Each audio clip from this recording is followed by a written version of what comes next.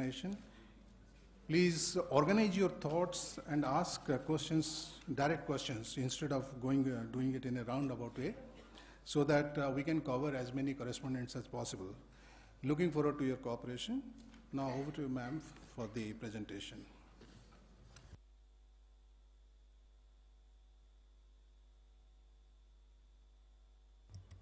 Thank you.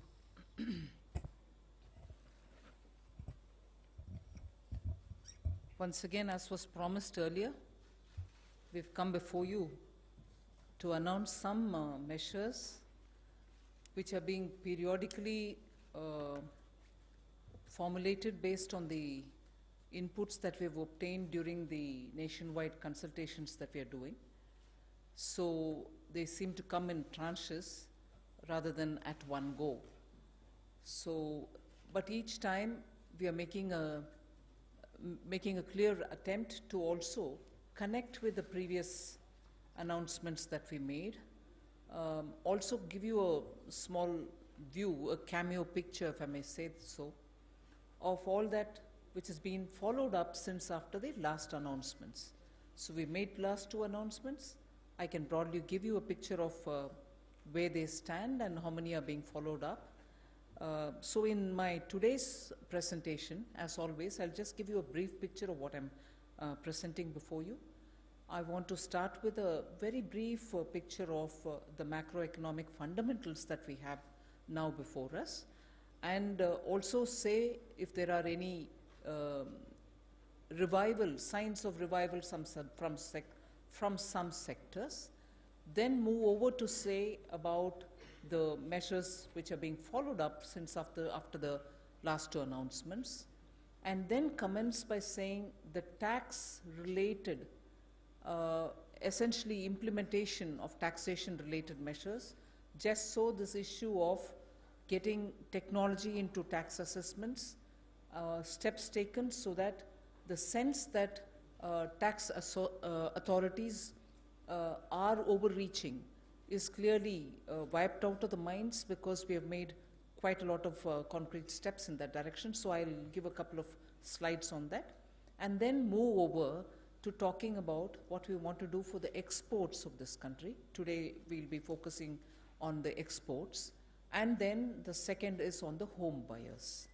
So today's flow would be, one, I'm talking about the macroeconomic fundamentals, then looking at where the revival signs are in particular segments, then looking at the tax-related reform measures, then fourth, go over to the two segments that we are addressing with some kind of input coming from the government, one of exports at large and also of the home buyers. So if I go through that, you got before you on the slide there as to what is the position on the consumer price index, the inflation particularly, which has been kept very much below and under control.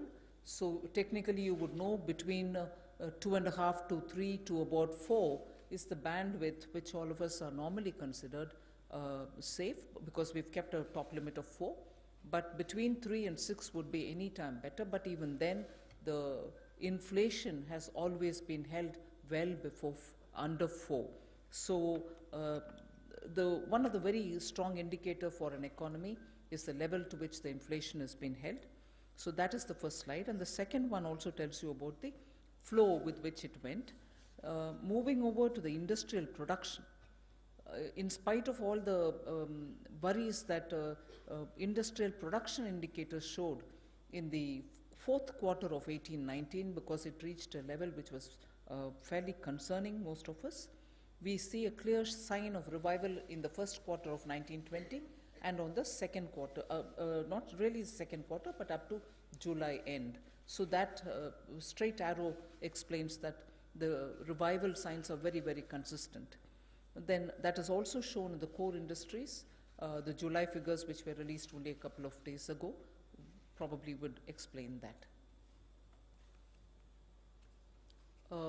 The revival of fixed investment is also very clearly showing a positive picture. Between 17-18 and 18-19, if you compare year on year, the annual fixed investment rate as a percentage of GDP. You can see the bar chart there.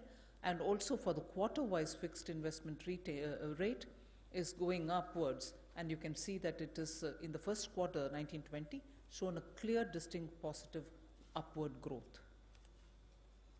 Then we move over to the fiscal deficit and contained CAD. The fiscal deficit to GDP ratio, which was well known from the time the July budget was presented, and we've kept up the figures. The current account deficit, of course, shows a bit of a hike in 18-19, but that is the background for one of the indicators of the macroeconomic factors. Then you go over to the FDI flows, on which there has been a lot of discussion. We can very clearly see that the numbers between, if you compare between 14-15 going upward, 15-16, 16-17 and so on, you can see between 18-19 and 19-20 as of now, there is a clear sign of revival. And the reserves, of course, particularly at August end, has really gone up, as a result of which we have one of the best level of reserve which is being maintained now. I'll quickly move over, as I said earlier, on what are the kind of follow-up we've made on the announcements that we've made twice before. Announcements were made on 23rd August and again on the 30th of August regarding series of measures that we took. I had reported implementation of 6 of the 32 announcements relating essentially to banking. That was on 23rd August. The partial credit guarantee scheme for banks to buy assets of NBFCs has been implemented. There are several NBFCs who have already benefited. We'll be probably giving you a more detailed picture as we go along, if not today, some other time, but the NBFCs are really receiving the benefits of that partial credit guarantee scheme that was announced. Then there is definitely an increased and improved credit outflows from banks. The transmission of interest rate cuts are being affected by banks also. Just for your information, at this stage, I would like to tell you that on 19th of September, a day before the GST Council's meeting, I shall be meeting with all the PSB heads and talking to them in detail about how the credit flow system is going on, post our announcing partial credit guarantee scheme, and post our infusing more money into the banks. So on the 19th, specifically for this particular agenda, I shall be meeting up with the chiefs of the public sector banks. Then this is where I start telling you all about the infusion of more technology towards better assessment process, where human interface will be cut down to the bare minimum.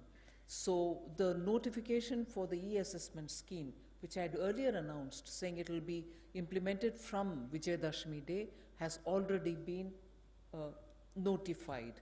So on 12/9/2019, the e-assessment scheme has already been notified, and the main features of it are something which I would want you to please listen to with intent. Removal of existing human interface in the assessment procedure will be the first feature. Total removal of human interface. Assessment to be handled by specific functional units on the basis of automated allocation system. The allocation will happen completely automated by the big data management team, so there is no human discretion element into that. Assessment unit will also be anonymous. All communication to be made exclusively in the electronic mode only, and no personal appearance of any SSA at all. So with this major one step forward, we feel any element of discretion leading to harassment will all be removed, and we will give good attention to its effective implementation. This was something which was already announced, the document identification number. The particular point which was, the order was issued as of 14th August, but with 1 month of implementation, we are able to say that this is really taking off, in that all notices, summons and orders, communication to be issued only through the system. So there is no one-to-one personally handing out a kind of notice. It will be through the system generated with a particular document identification number. All documents to have unique DIN. Validation of documents issued can be done on e-filing portal only. Documents without DIN can be treated as non-est, meaning in law it won't hold any good. This was announced, much was spoken about it. I'm not saying this is new, but I'm definitely saying post the notification in August, we have seen a month full of this happening. There's already a lot of people who are receiving this, and there is a certain element of recognizing discretion will now be out. Then the nomenclature which was given, I do not know from where, but Sabka Vishwas, the compounding of all past offences, which was partly announced in the budget. The circular has been issued as of 9th of September. What does this imply? It implies that all compounding application can be filed up to 31st December 2019, which were not filed within prescribed time schedule earlier. So anyone who wishes to have their application given can still give it till December, and there is a clear formatted tick box method of clearing all the past offences and settling for a pre-decided levels of penalty. Again, no discretion here. This will reduce the existing pendency of prosecution cases before the courts. So this settlement will remove the need for people to go to the courts to seek redressal. Follow-up action again on prosecution easing measures. Again, a circular has been issued on the 9th of September, and this will have these following features. Smaller taxpayers with minor procedural defaults will not be prosecuted. We had mentioned this, but the notification and the circular has come out on the 9th of September. Prosecution to be launched only in deserving cases and to be commensurate to the degree of offence. So this fear of everybody is being prosecuted, criminal action is being taken, is now completely removed where it is possible, particularly for small taxpayer. Procedurally, small errors, technical errors will now be seen as small offences which need not go through the route of prosecution. For defaults below 25 lakhs, prosecution shall be sanctioned only with the prior approval of a collegium of 2 CCIT or DGIT rank officers. So it's not going to be automatically somebody decides to take action, he takes action. Now the collegium will have to give an approval. It will consist of 2 people, top level officials. Now I go to the 2 main focus area of today, the exports, boosting of exports, and measures that we want to take in order to boost exports. This might need a bit of narration, but steps which have been taken so far so that you understand the background with which the newer steps which are coming so that the whole measures that have been taken this far will become far more effective. You see that the interest equalization scheme had existed between from 2015, and some kind of an interest equalization to the level of 3% to exporters, and particularly for about 416 lines and for all the MSMEs were given, and this had continued from 2015. Then the IES rate, interest equalization scheme rate was increased to 5% for MSME exporters with effect from 18th November 18, and merchant exporters were also covered under the scheme with effect from 2nd February this year 2019. So these are the steps which had already been taken up. Then you also understand the ease of doing business ranking were changed, we improved on it. Trade infrastructure for the export scheme, the ties scheme, were also being very clearly followed. Agricultural export policy was announced, enabling products which come from agriculture also to find an export market. Then transport and marketing assistance which was given was also taken up from 5th of March. Schemes for the rebate, which is the ROSCTL, had obtained cabinet approval for the garments and particular segments within the textiles. These were the broad background of actions which had been taken till now in the last 2 years, ending till February of 19. But now what we want to do is I will probably be putting the new measures in about 6 silos, which all relate to exports. So under measures for boosting exports, I'm coming up with 6 different silos. The first one is the scheme for remission of duties on taxes on export products will replace MEIS. Now, I'd like to draw your attention that the name alone has not changed. It is not ROSCTL, it is not ROSL, it is remission of duties, RODTEP, remission of duties or taxes on export products. This is a new scheme which is coming, and it shall completely replace MEIS.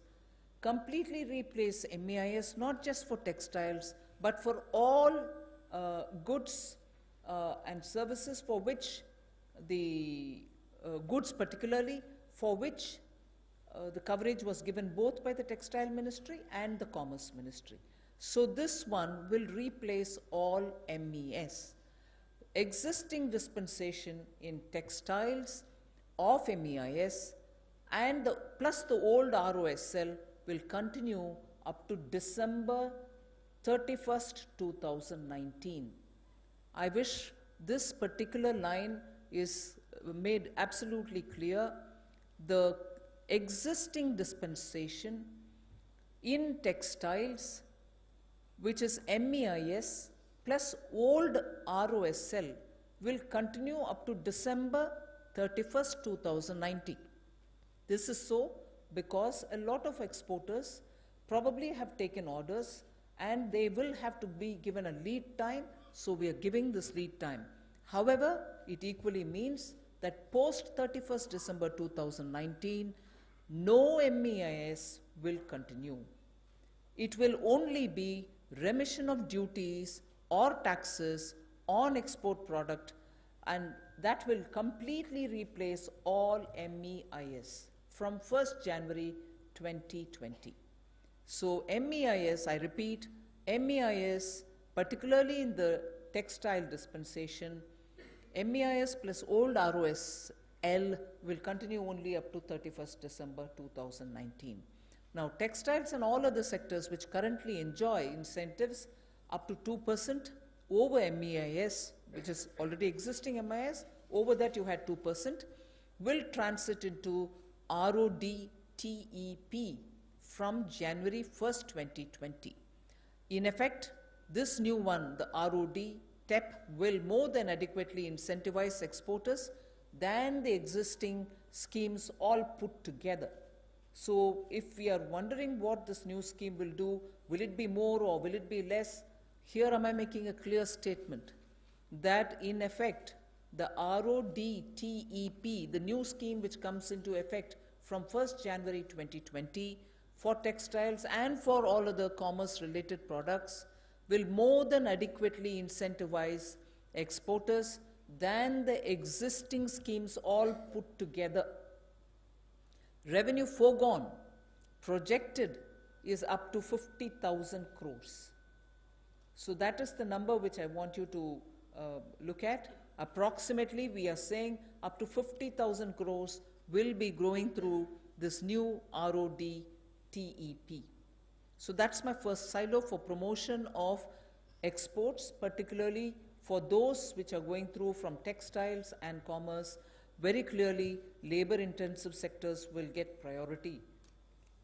The next silo in boosting exports, the measures that I want to mention here are fully electronic refund module for quick and automated refund of ITC, that is the input tax credits, nearing completion and will be implemented by the end of this month itself. So by September 2019, the fully electronic refund mechanism for the GST ITC refunds will be in place. This is expected to monitor and also to speed up all ITC refunds. So there shouldn't be lockup of funds, disturbing the cash flow for all the small and medium exporters, and therefore refunds on your input tax should be automated and speedy. The third silo in the measures to boost exports is about export finance. This is very important, and I understand post the Board of Trade meeting, the DGFT is here, post the Board of Trade meeting which was held a day or two ago, an indication has been given that this is under consideration. I'm glad to announce, and I thank the Commerce Ministry for having put in a lot of effort to get this through. The Export Credit Guarantee Corporation, the ECGC, will expand the scope of ECIS and will offer higher insurance cover. Here I would want to just make sure that some of the numbers can be understood. Higher insurance cover to banks lending working capital for exports.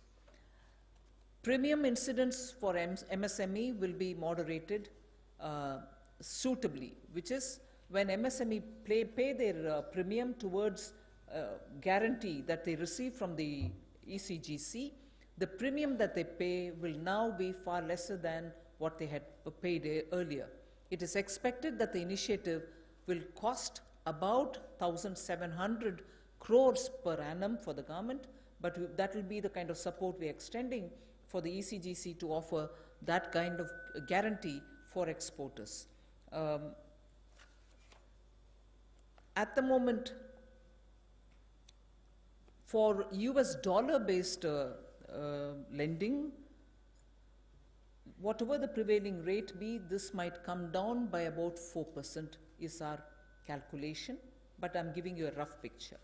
And for the rupee, it will be coming down by about 8%. So that is the kind of difference it will make because of this facility that we are extending through the ECGC, and therefore the burden on exporters, particularly when they borrow and take credit and do their business, the burden shall come down. The credit insurance scheme, export credit insurance scheme, will benefit because of this extension of 1,700 crore per annum from the government for the promotion of credit guarantee by the ECGC. So this will enable reduction in the overall cost of export credit, including interest rates, especially to the MSMEs. The next silo is on the priority sector lending norms for export credit. These have been examined and enabling guidelines are under consideration with the RBI.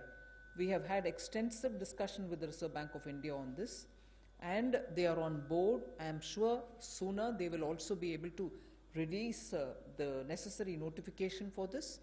This will release an additional 36,000 crores to up to 68,000 crores as export credit under priority sector, because banks use this in their basket of lending portfolios.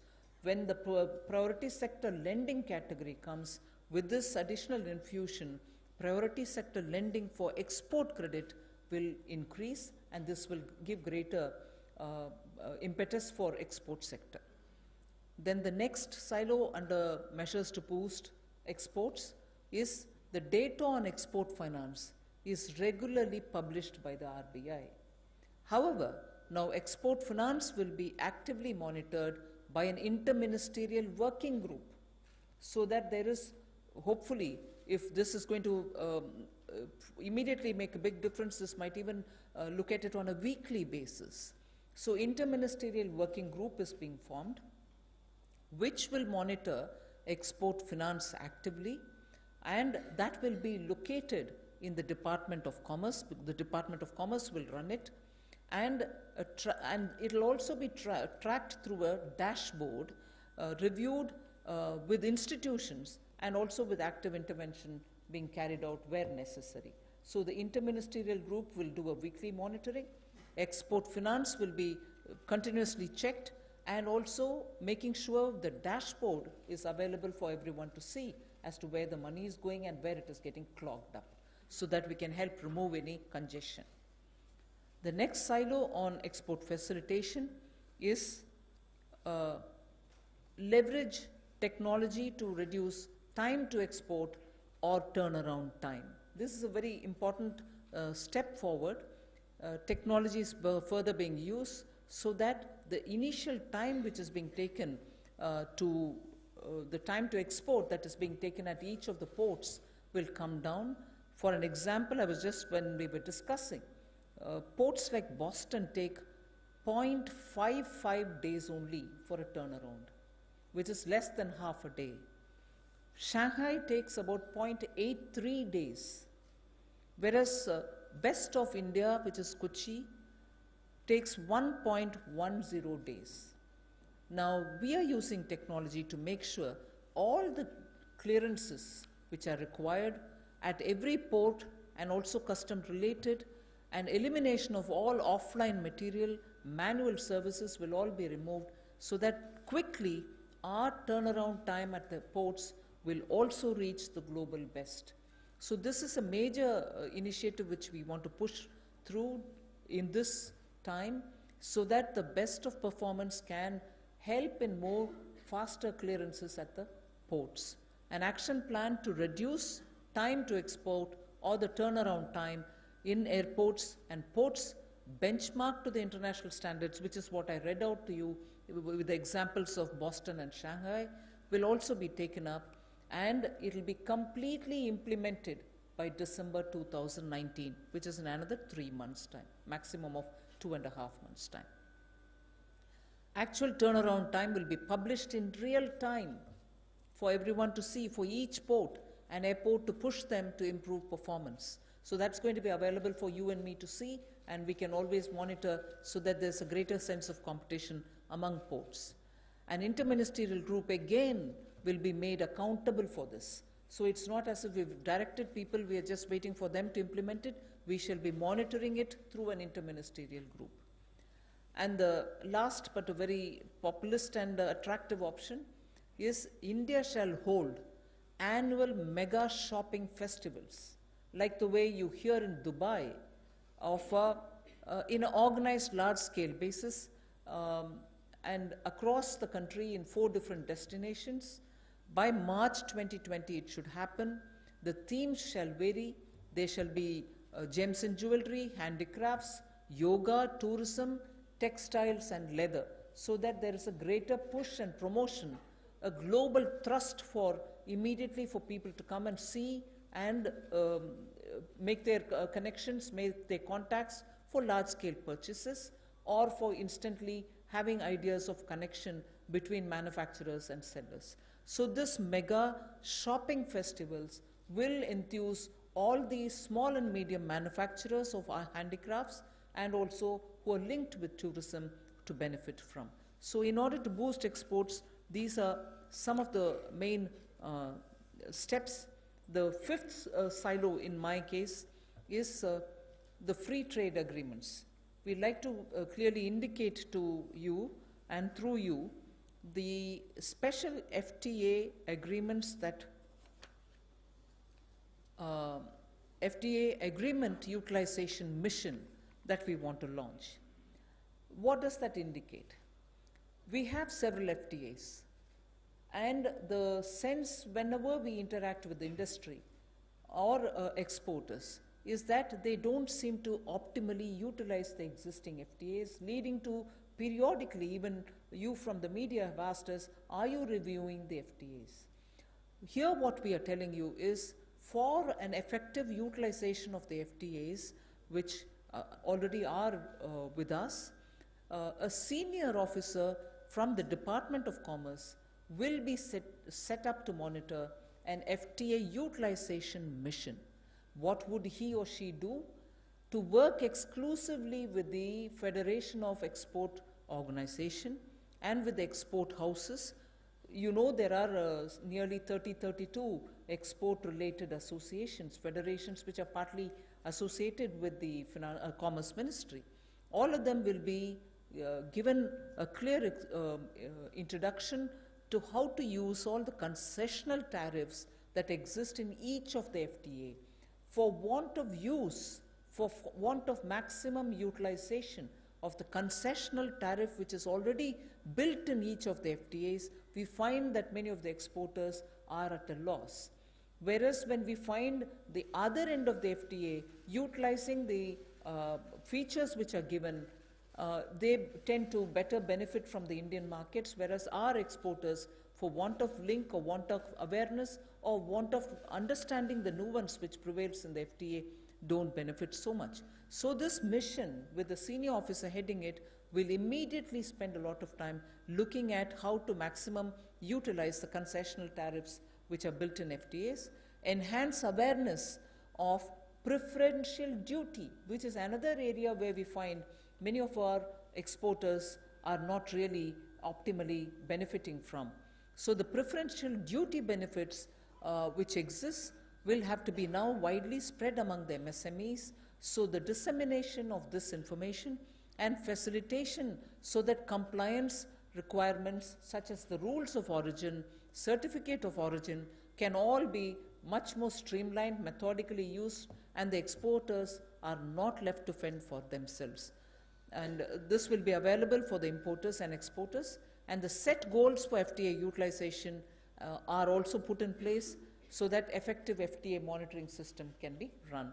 So this will come into play immediately so that any MSME, any exporter who wants to benefit from greater information can utilize the service. The other matter is on the origin management system. We find that most often under the rules of origin, most of our exporters suffer.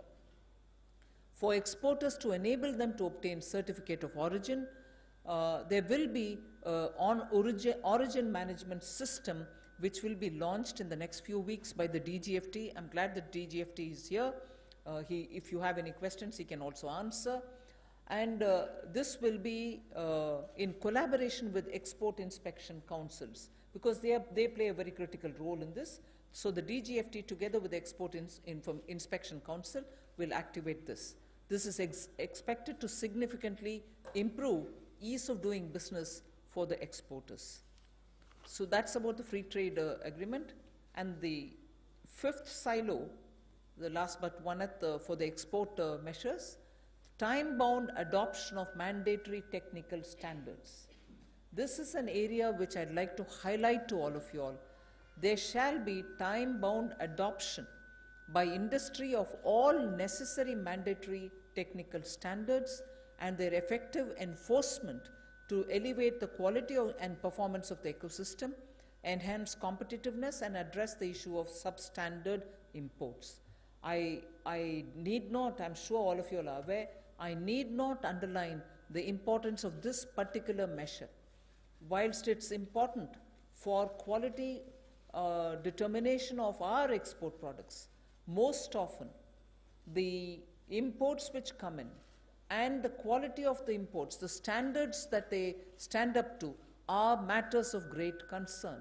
So now it is very clearly something on which all the ministries are going to be working together so that we will, in a time-bound manner, adopt standards which are necessary. Technical standards which have to be put out also will be put out, so that not just ensuring our exports are qualitatively superior, but this will be enough for us to stand up and check on what kind of imports are coming into this country. A working group, therefore, on standards will be set up again in the Department of Commerce to work with industry so that they can lay down a roadmap for adoption of standards, timelines, and enforcement. This is expected to be a big boost in enabling Indian products to overcome any non-tariff barriers which are most often becoming a big headache for our exporters. So in order to meet every such non-tariff barrier with technical sound paperwork in our hand and established quality standards in our hand, we hope to make that difference to the exporters.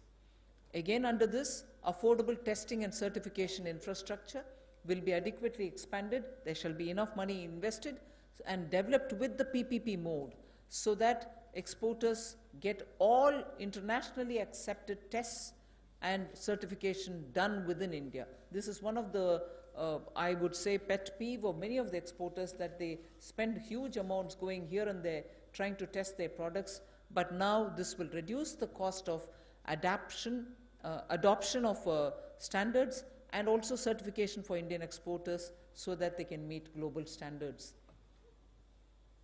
The last silo in the measures for boosting exports is this one: enable handicrafts industry to effectively harness e-commerce for exports. Here I would like to say a big word of appreciation for TriFed, which till now probably was not even recognized as somebody who was doing very good work, but now they've made an extraordinary step in linking with e-commerce markets. As a result, they are finding newer sources of export. So special dispensation for facilitating and onboarding handicrafts artisans and handicraft cooperatives directly on the e-commerce portals and enable seamless exports. Mass enrollment will be undertaken for all artisans across India with help of the Ministry of Textiles and organizations like TriFed, because textiles deals with handicrafts also. So mass enrollment of artisans across India with the help of Ministry of Textiles and organizations like TriFed, CIE, and so on will be taken up so that handicraft promotion can happen.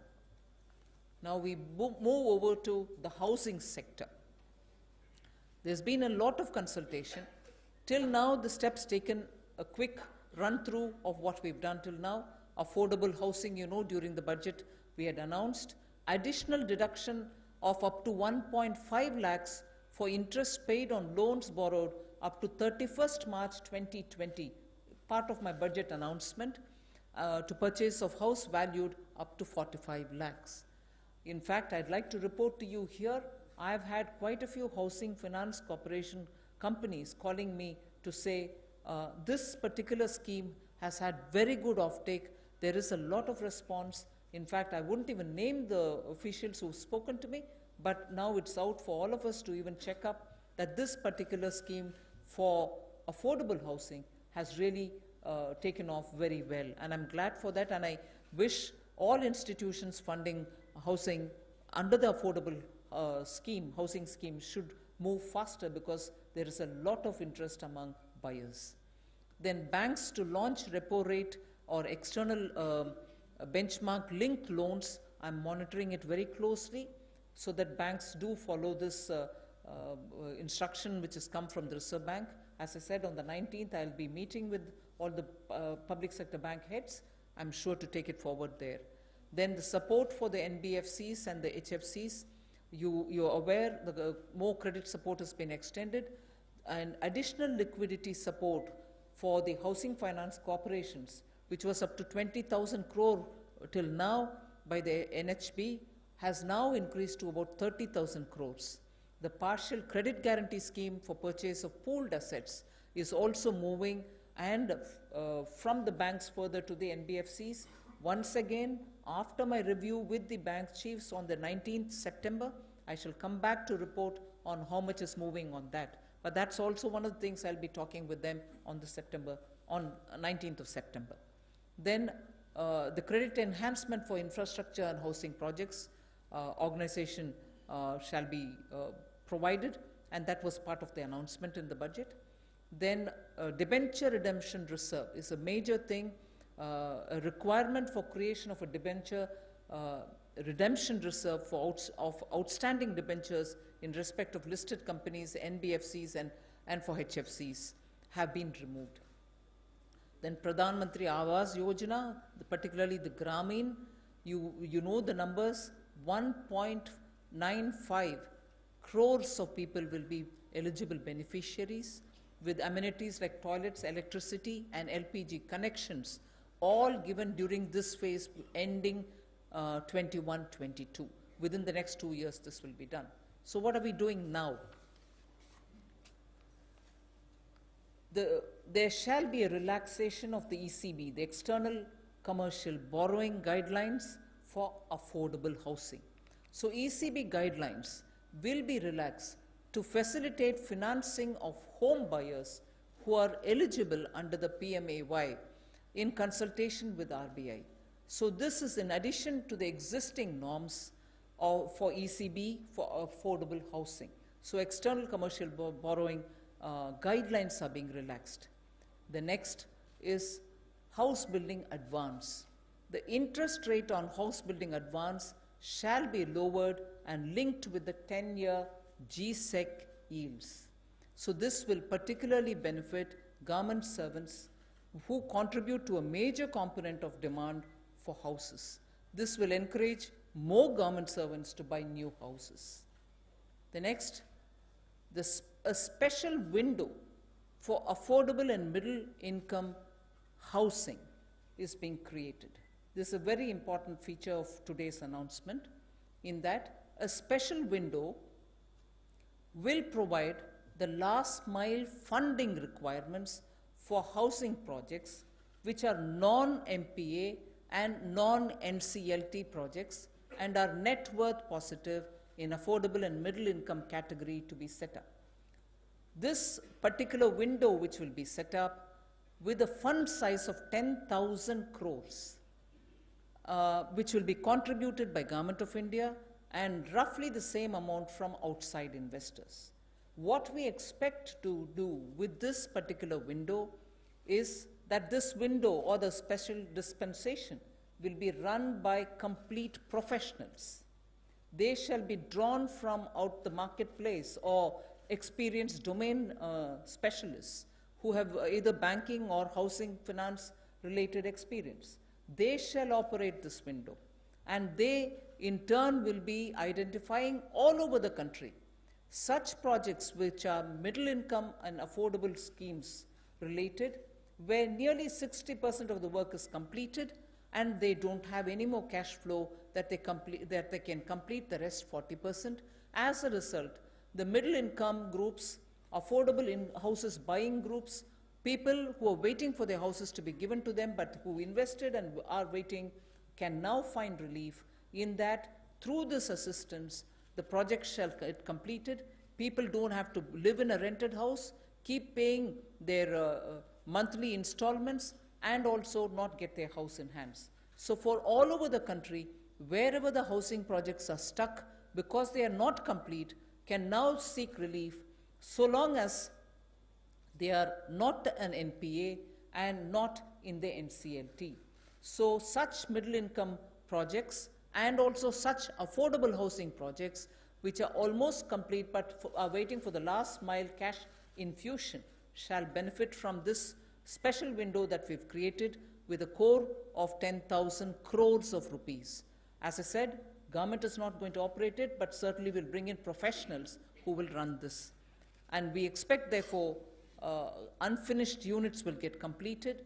Government of India, on the lines of NIIF, the National Infrastructure Investment Fund, can contribute to the fund, while rest of the investors would be like LIC, other institutions and private capital from banks, sovereign funds and DFIs and so on. The fund shall be set up as a Category 2 AIF, Alternative Investment Fund Trust, and would be professionally run with experts from housing and banking sector. So that's about the housing sector. So broadly today we have touched on exports and also housing, other than also giving you a quick picture of what we've followed up on the last two announcements. Thank you. Thank you, ma'am. Okay, we'll take the first question here from the front row itself. Yeah. Ma'am, with the current set of measures that you've announced on housing and exports, what is the total outgo? Because in the first scheme of exporters, we saw that about 50,000 crores of a revenue outgo it will be. But overall for housing and like you've also created a stress asset fund, how much outgo will it be? And what sort of a fillip are you seeing with this in the economy? I've mentioned the numbers about what kind of investment, what kind of government money is going in and what is the revenue foregone. But the sectors are such. Sectors meaning the export sectors, and within the export area we are touching on labor intensive exporters and also giving a special dispensation for promotion of handicrafts.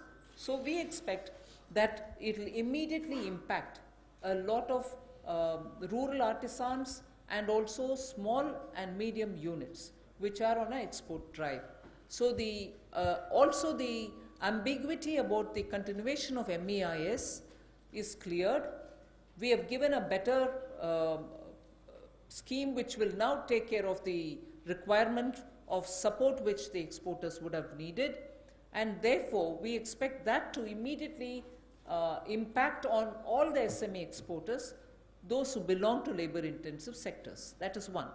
And second, on the housing, the way we have worked at the way we have worked out with the window that we've given, we expect all over the country, not just the NCR and Mumbai, all over the country, wherever people are waiting for their apartments or houses to be completed, which are half finished, and the builders or promoters are waiting for the last bit of finishing to be done for want of money and for want of banks extending that loan anymore, they are suffering. We have clearly said for all the non-NPA, non-NCLT cases, at least this window will give them the opportunity to complete the projects and clearly hand over the apartments or the flats to those middle income people who are waiting for relief. Since the fund is going to invest in those projects, how will the fund get back the money? I can give you the details. Will the fund get the ownership, or how will the fund get back its money, or what is the commercial interest of that fund to put in money in those projects? Of course, the securities and other things will have to be taken on board. The rules and regulations will be released in a day or two. You'll get to seeing it. But the idea is, do you want to add something more? See, whenever such funds are prepared, they would decide to either go by equity or superior debt or by pari passu debts. And subsequently, there is an ICA, inter-creditor agreement, which takes care of the interest of the existing creditors as well as those who are coming up new. See, the important part of this is that otherwise, wherever those projects perhaps are looking at completion, but for one reason or the other, they don't have that kind of a funding available, then the existing creditors also over a period of time tend to move into NPA, NCLT kind of a category. Therefore, creditors are very keen that somebody comes in and brings that last mile funding. Therefore, ICA arrangement, and as I mentioned, that a melange of equity, superior debt, or a pari passu debt takes care of these kind of requirement of instruments which are very well known as FMS. You will also announce the parameters on which the fund will choose to invest in the projects? As soon as the fund and the AMC is in place, they will announce. Okay. Ma'am, while all those measures are a welcome move, for the housing sector, this 10,000 crore will be applicable for, you said, non-NPA and non-NCLT. What about the projects which are already stuck? Like most of the projects in Delhi NCR, they are already either in NCLT and or NPA. So what will happen to those home buyers? Any thought for that? If they are already in the NCLT, they will decide on how the whole thing will be resolved. That is why we are not picking up on those which are in the NCLT. If they are in the NCLT already, there is a process through which the NCLT will decide how to resolve those projects which are stuck. But ma'am, that won't take care the problem of the home buyers, because most of the time these funds have been siphoned by the developers. So while your measure, they will take care of the future, lot of future affordable housing project. But what about already so many housing projects which are stuck, like 5.3 lakh crore? It's not a small number. Ma'am, first thing, the solution here offered are first of all for those projects which are also not complete, where people have put in their money, home buyers are waiting, who are waiting because the builders will have to complete and give them. So this solution addresses them. But for the question that you're asking, you're already saying, what about those which are stuck in the NCLT? What about those which are stuck in the NPA? There are processes under the IBC, which have been explained earlier also, which take care of those which are NPAs, which have gone into resolution under the IBC, Insolvency Bankruptcy Code. And those which are already in the courts, like for instance, I'll take this opportunity to say that there is an interministerial group which is also looking at some of those projects which are stuck and which are probably going through the court also. and we are monitoring that. So this is clearly for those which are not being under NCLT or NPA. This category also throughout the country has a lot of home buyers waiting for some solution. We are offering them a solution. But those which are stuck under NCLT will get a resolution through the NCLT. Ma'am, this is मैं Ruchi Bhatia from ET मैं Lakshman now. CNBC आवाज़ से मेरा सवाल ये है कि जो आपने 10,000 करोड़ रुपए अफोर्डेबल हाउसिंग के लिए देने का फैसला लिया, जो होम बायर्स उनको राहत पहुंचाने के लिए, उसमें जो कंडीशन लगाया आपने. Just 1 minute. I'm being reminded by the Secretary, home buyers are anyway treated, even if they are under the NCLT, treated as operational creditors. So they have a place in the resolution mechanism. Ma'am, जो आपने 10,000 करोड़ रुपए देने की जो शर्तें लगाई हैं, जो नॉन NPA नॉन NCLT है, तो क्या इसके पीछे कोई रिसर्च या कोई रिपोर्ट है कि ऐसे कितने प्रोजेक्ट हैं जो वाकई में 60% कंप्लीट हो चुके हैं, नॉन NPA नॉन NCLT है, क्योंकि अधिकांश जैसा इन्होंने बताया NCLT में या तो NPA है, तो इससे कितने बेनिफिशियरी होंगे, कुछ आइडिया, कुछ estimate? Roughly 3.5 lakhs. Ma'am, Ma'am, this is Ruchi Bhatia. Ma'am, this is Ruchi Bhatia from. You will. See, the numbers for this is roughly in the range of 3 to 3.5 lakhs all over the country. If you can even Google, you'll get the same data of the projects which are in the non-NPA, non-NCLT all over the country. Of course, these are dynamic numbers, almost change on daily basis. How dwelling units. Ma'am, this is Ruchi Bhatia from ET now. Ma'am, I have two questions to ask of you. One of is, you're saying 10,000 crore rupees will be put in and additional be coming in from other investors as well. Is that money will that money be enough to be able to complete units talking about? Secondly, ma'am, the present law says that one buyer can take a faulty builder to the NCLT. There were talks that the government may look at making revisions to this law and ensuring that 2/3 of the buyers can take a builder to NCLT. Are you looking at revising those laws as well? Before I say yes, I'm looking at revising, there's a lot of discussion going on it. We'll see what is the outcome of it. There is a lot of discussion going on within the ministry about that. Ma'am, this scheme on remission of duties or taxes on export products, just a clarification, this revenue foregone figure of... Sorry? Well, we have made a beginning. As it goes, we'll see how it pans out. Ma'am, this scheme, RODDEP, the estimate by the government is that the revenue foregone is 50,000 crore. Just a clarification, ma'am, is that cumulative or is that per annum? 50,000 crore revenue foregone. Per annum, no? Per annum. Yes. Is there a sunset clause to the scheme? We've not thought of it as yet. All right, thank you, ma'am.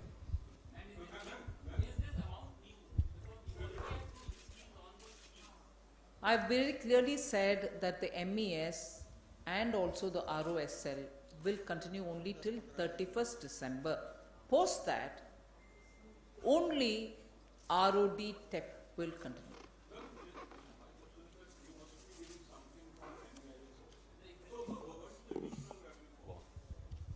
In the new scheme.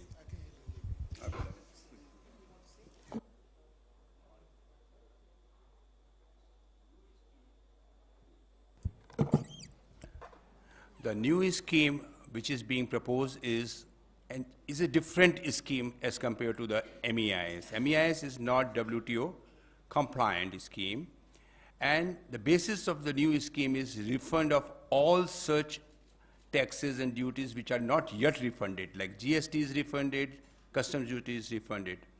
But this calculation will be made from sector to sector, it will be different. And what Finance Minister has indicated is that the overall envelope for duty foregone under the new scheme will be more or less similar to the MEIS envelope, which at present is around 40,000, 45,000 crore as far as current year export is concerned. So broadly, it will be like that. Otherwise, MEIS scheme would have to be closed sometime if because it is not WTO compliant. And then this is the scheme, refund of duties, which is WTO compliant, and it will go on, and it is their right. So that is the one.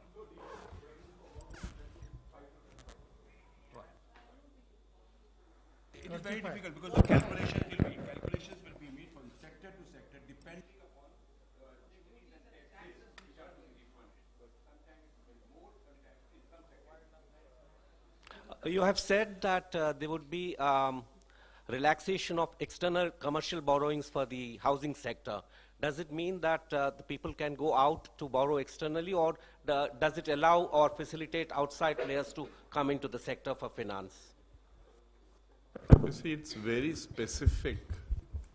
Today also, all the banks are outside the ECB norms. They have the relaxation with respect to this sector. This particular initiative is meant for those HFCs or other organizations which are eligible to lend to home buyers, and the qualifying part would be those houses which qualify under the PMAY norm.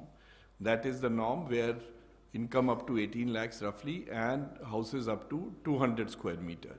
Today the ECB norm limits only lending up to 60 square meter. So it enhances the limit of the range of housing as well as reduces the cost for HFCs. These are two specific features of this initiative. Yeah, ma'am, Rituparna from CNBC this side. The new scheme that will replace the MEI scheme, will it require cabinet approval, and when will you get it? And secondly, the rates under which the new scheme will be given as far as product by product, the rates, by when that rates will be finalized product by product, tariff line by tariff line?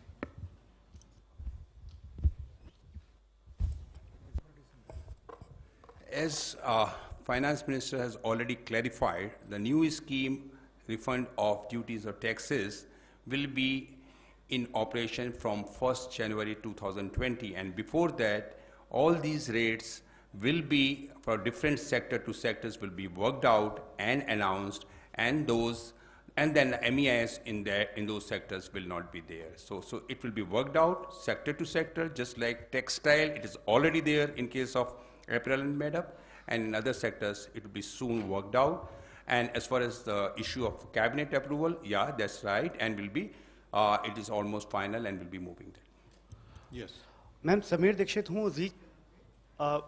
मैं feedback लिहाज से आपसे समझ BJP लाखों crore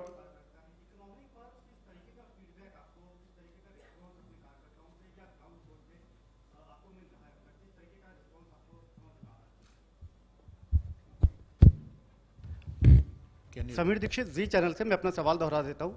ma'am, BJP cadre based party है, लाखों करोड़ों कार्यकर्ता हैं, तो इकोनॉमी के मुद्दे पर किस तरीके का फीडबैक, किस तरीके का रिस्पांस आपको अपने कार्यकर्ताओं से मिल रहा है, किस तरीके का जवाब उनसे मिल रहा है, आपको ग्राउंड रिपोर्ट किस तरीके की मिल रही है?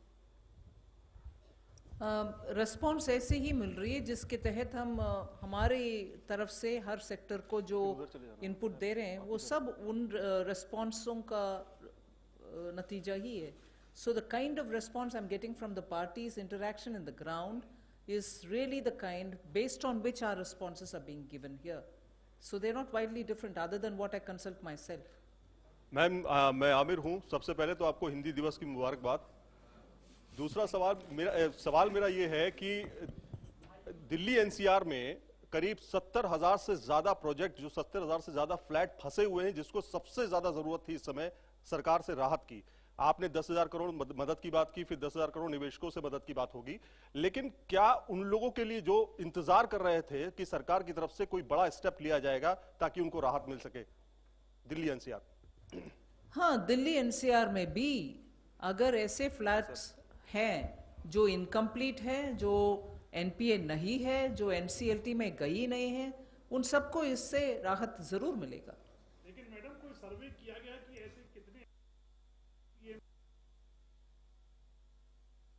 वो सब हुए हैं या देश छोड़ कोई सर्वे किया सरकार ने कि कितने ऐसे प्रोजेक्ट हैं जो किसमें कवर हो जाएंगे आपके न्यूज़? रफली the number of dwelling units का नंबर आपको बोला गया है, उसको all India of course all India. This is, housing related issues are not just confined to NCR. Housing related problems are all over the country. We have to respond for everybody. Bombay Ahmedabad में वो ऐसा कोई अलग सर्वे नहीं किया गया. Ma'am, Sapna Das from CNBC TV 18 here, ma'am. Ma'am, I mean, I don't know whether this number is accurate, but I've heard that basically the overall number of dwelling units or flats stands around 14 lakh all over the country, you know, which have run into problem.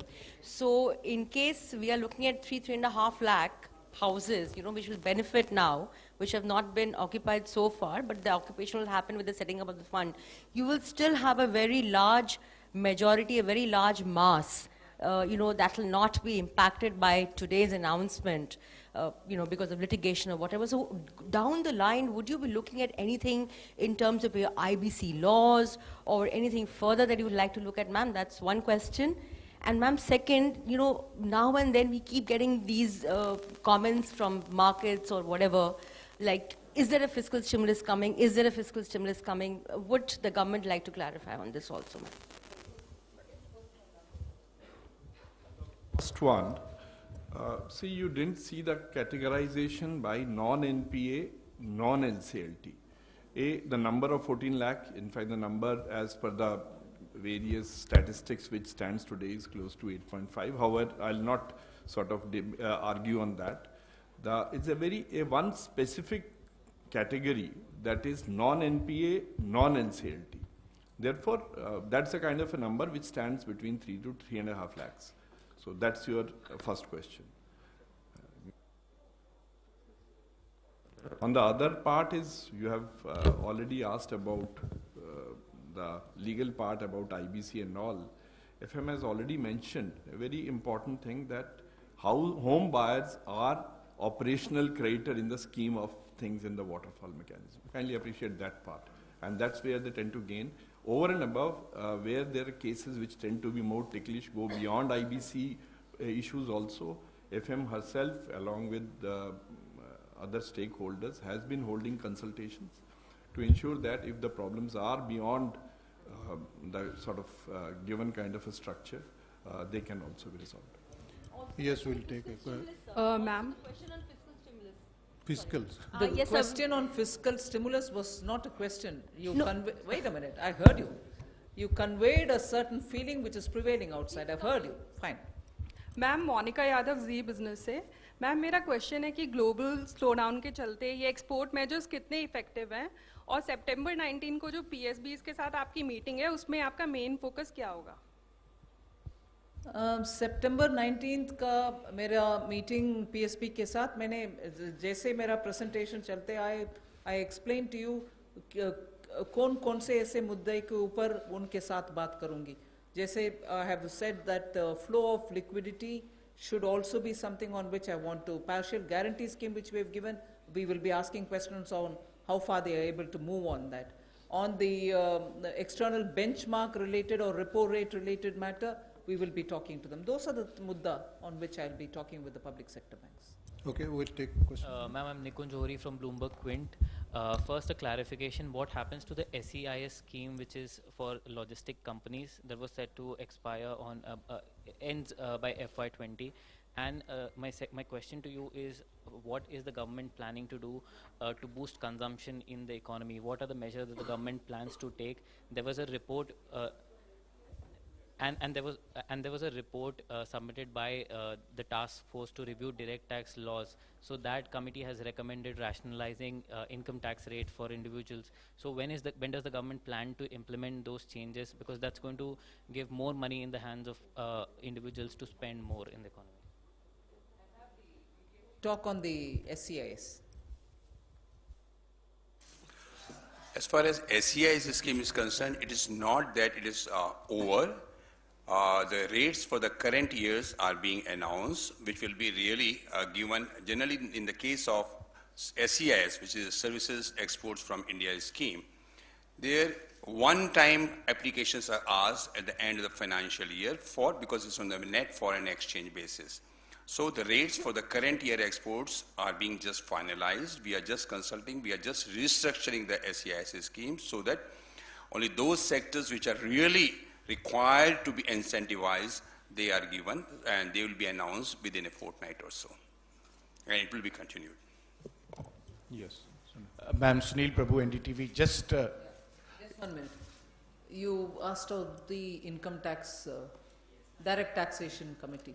Yes, they have submitted the report and we are going through it. Let's see. I'll let you know the moment we take a call on it.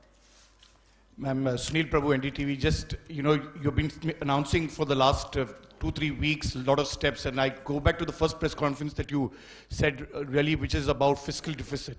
Now that the growth has gone down in the first quarter, you've been listening to a lot of people trying to take steps.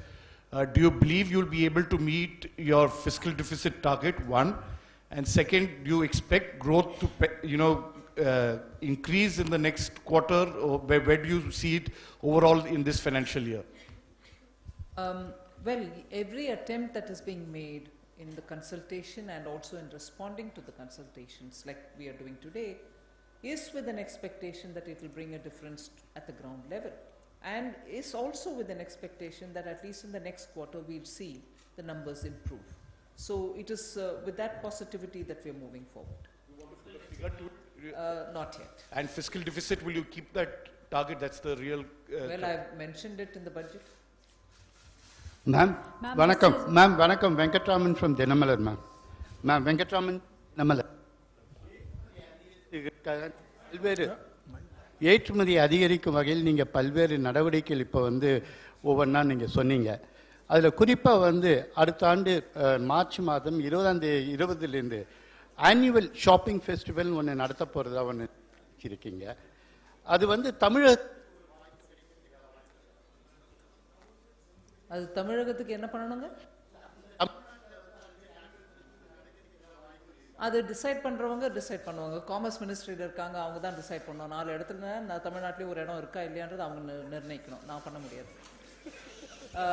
The question that was asked is, there were 4 different places that we said this shopping will happen, like the way it happens in Dubai.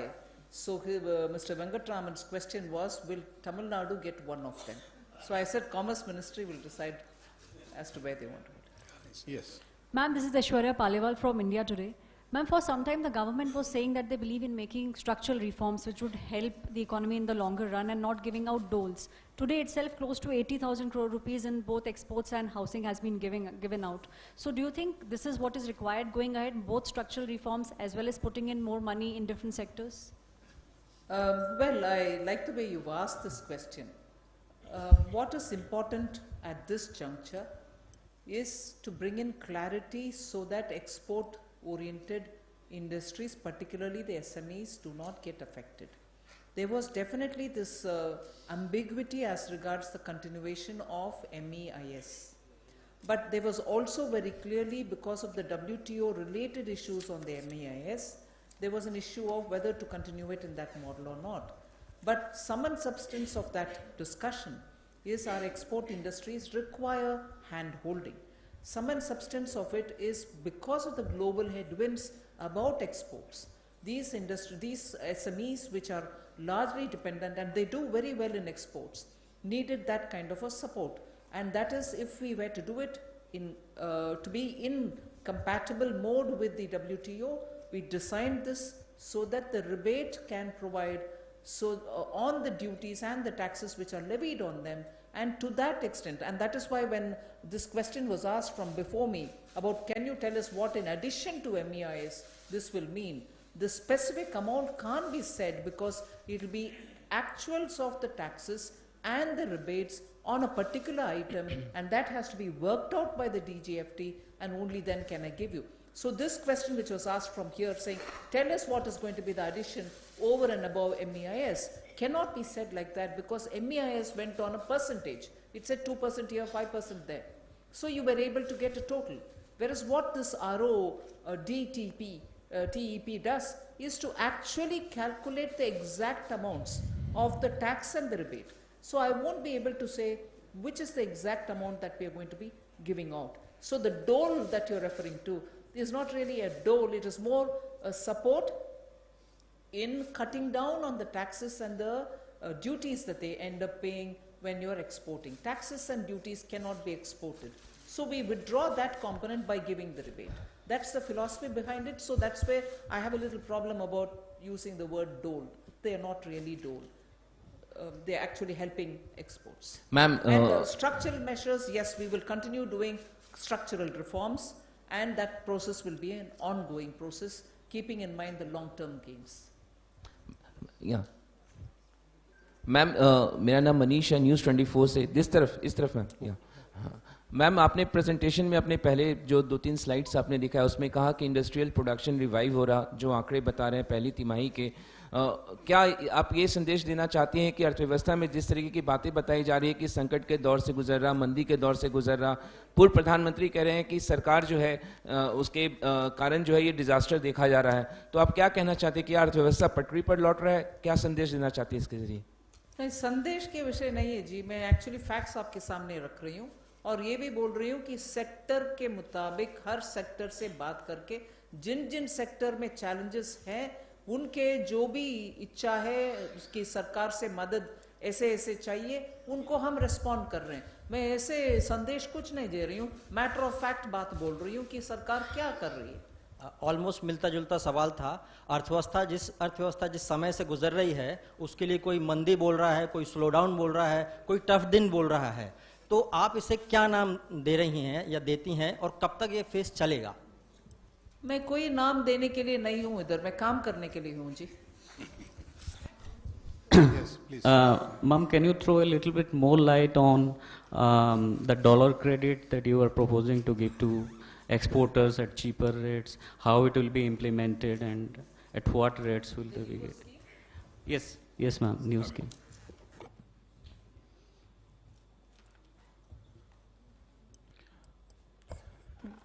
Should I ask? The number one scheme which FM has mentioned is the increased ECGC coverage. At present, the banks who provide export credit to exporters, they are insured by the ECGC to the extent of 60%.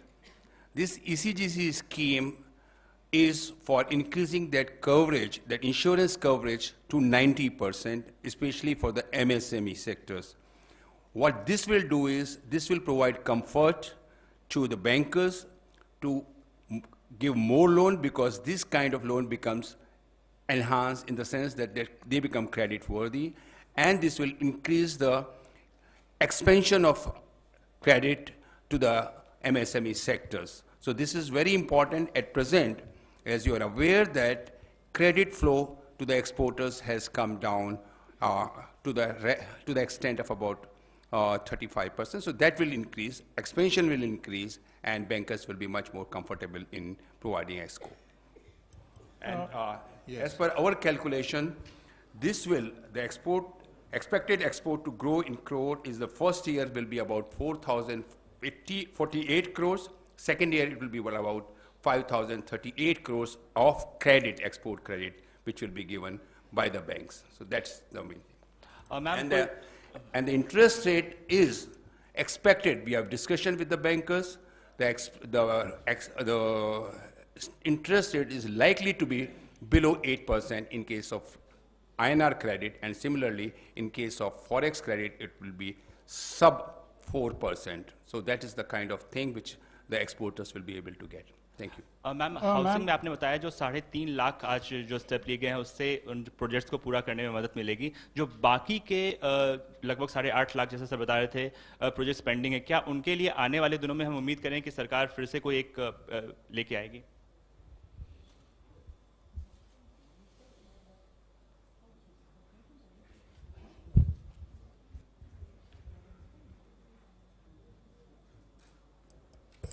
See, these are the houses, A, which are non-NPA, non-LCT, kindly appreciate that, and also the houses which are in the middle income and affordable housing category. You must appreciate where the initiative is going to be. There are a large number of houses which are in IBC, and there are a large number of houses which are actually under construction and going on. So those are the houses which get constructed and get over. These are the houses which require last mile interventions. So That's a number for which an assessment has been placed. What actually comes for subsequent funding would be depending upon who actually make a demand on the last mile funding. It's very difficult to assess that. Ma'am, Sir. just, How?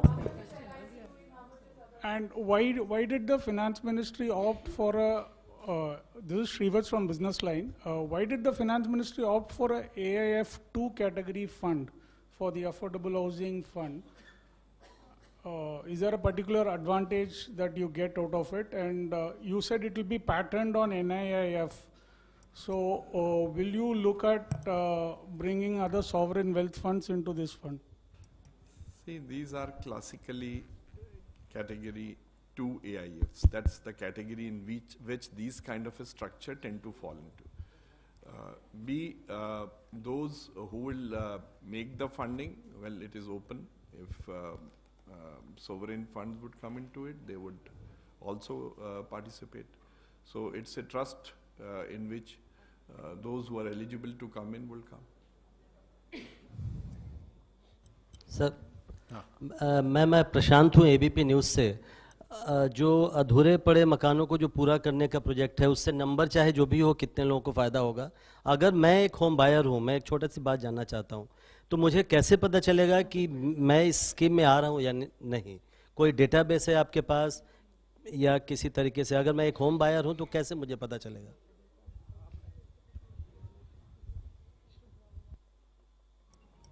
See, up front, there is no way of suggesting that who will get in and who will not get in. What has been defined as the category of projects, वो projects उनकी category क्या है जो कि qualify होंगे. उसके बाद कौन सा project apply करेगा, उस योजना का लाभ उठाना चाहेगा, वो जैसे स्कीम आगे चलती है तो उसमें पता चलता है. अब उसका दूसरा आंसर भी ये है कि आप अगर एक होम बायर हैं, आप जा करके आपके बिल्डर से ये पूछ ले सकते हैं कि क्या एनसीएलटी में हो या एनपीओ हो. अगर दोनों नहीं है, प्लीज अप्रोच करो इसको, हमें फायदा उठाओ, इसके लिए कंप्लीट करके हमें घर दो. You can even do that. So if your buyer is not under NCLT and not an NPA, he is welcome to approach this institution. The professionals will decide the formulation and they'll give the assistance.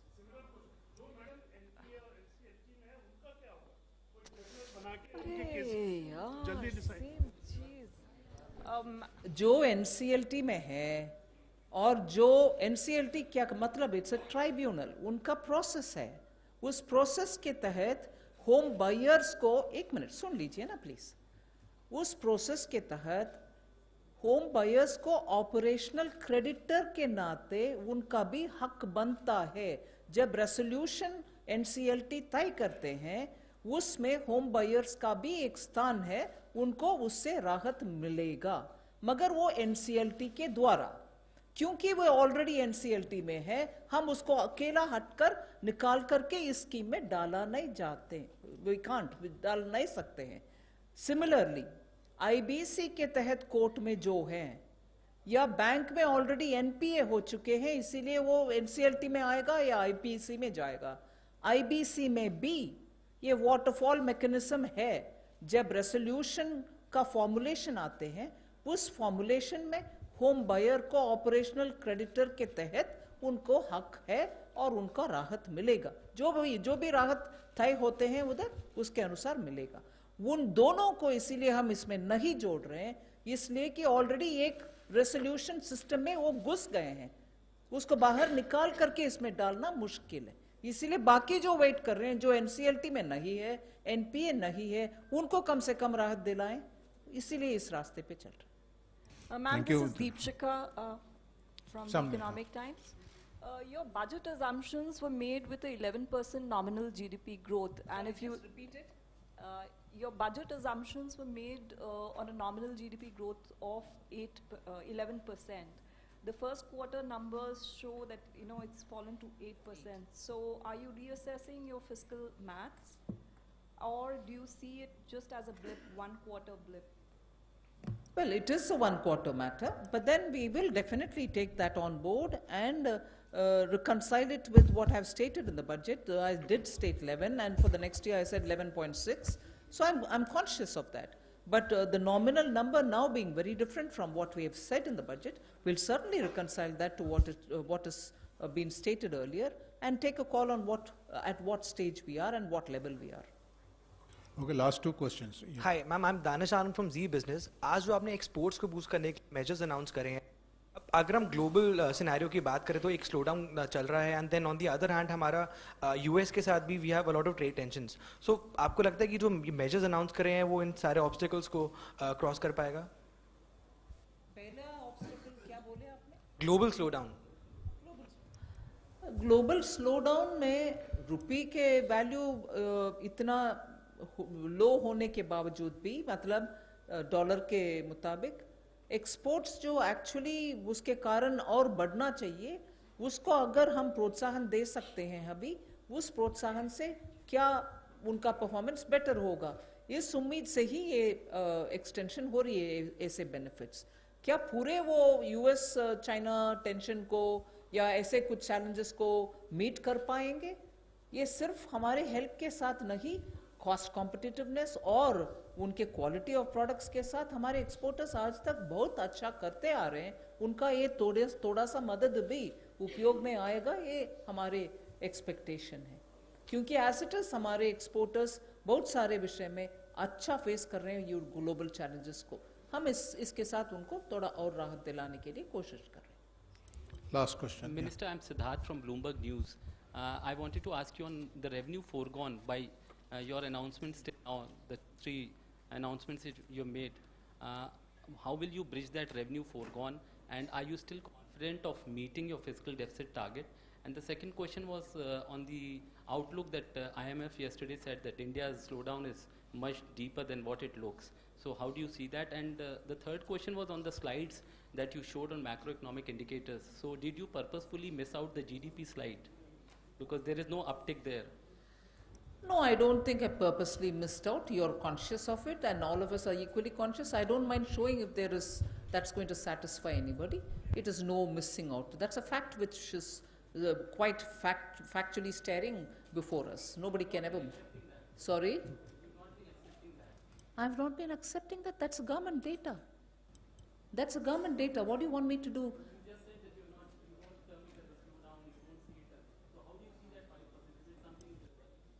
I said I will work, and just because I've not said any name from my side, government 5% is not something which I'm ignoring. Thank you. Sorry? What were the other 2 questions? Would you please repeat it? The other 2, the question, just as you asked me about the GDP on the IMF also, it's all out for all of us to see, and it's out also for me to see it. On the, yes, I'm coming to it. Shall I? On the fiscal deficit, I've already said that the numbers were given during the budget. I'm conscious of it, and I'll make sure that I'm going to be able to do as much as possible to be able to stick to the number. Anything else? Thank you. Thank you very much. Thank you. Thank you very much, ladies and gentlemen. Thank you, ma'am.